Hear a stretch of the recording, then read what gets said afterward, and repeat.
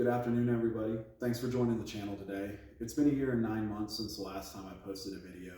And since that video, I've moved cross country for work and the car has sat in a storage unit for the majority of that time. However, about a month ago, I decided to try and bring the car home and figure out how to make it fit into a 2.5 car garage, which gets rather tight once you add a third car into the mix. So I haven't accomplished a whole lot since getting the car home. However, I did start stripping it down in preparation for a chemical bath. However, I'll add more details on that throughout the rest of this video. Thanks for joining, and I hope you keep watching.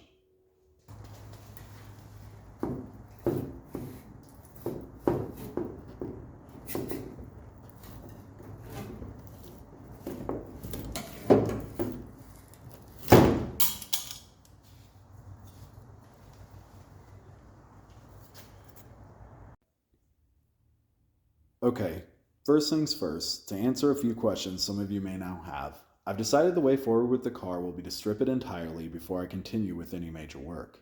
I would like to expose all the damage and corrosion on the car, and that's pretty challenging while the paint is still on it.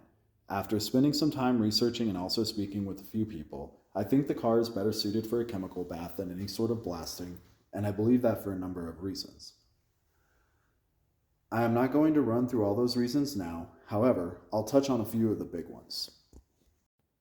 The first reason is the ability for chemical dipping to reach inaccessible areas of the car that blasting would simply not get to, which leaves the potential for rust to remain in those areas. I understand this is somewhat contentious, however, when properly neutralized, the chemical bath isn't going to affect paintwork down the road. The second reason, and potentially the most important reason, is that after the chemical bath, the car is dipped in a corrosion prevention solution. For me, this is fantastic as this is a very long-term project and I genuinely have no idea when the car will see its first primer, yet the car still needs some level of rust prevention. The final reasons are tied to what I see as the drawbacks of blasting. Those are excessive heat in the sheet metal which can lead to warping, blasting media being in the nooks and crannies of the car which can show up in the paintwork, and then the fact that blasting does not provide any sort of corrosion protection after the fact, nor does it get into the inaccessible areas of the car.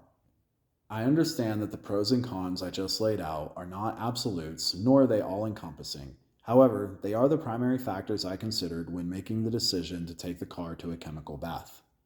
Now that I made the decision to take the car to a chemical bath, the first thing I had to do was strip all of the non-steel components off the car.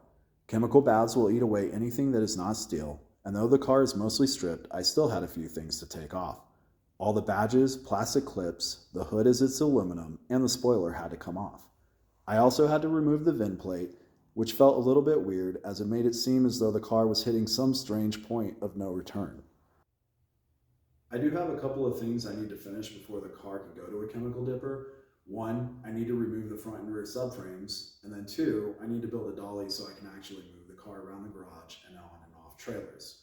So that's what you will be seeing next on this channel. I'll try to get those videos out relatively soon. However, considering it's been a year and 9 months since my last video, we'll see how that goes. As always, I appreciate everybody joining in, and if you like what you're seeing here, please like, subscribe, and share. Thanks for watching.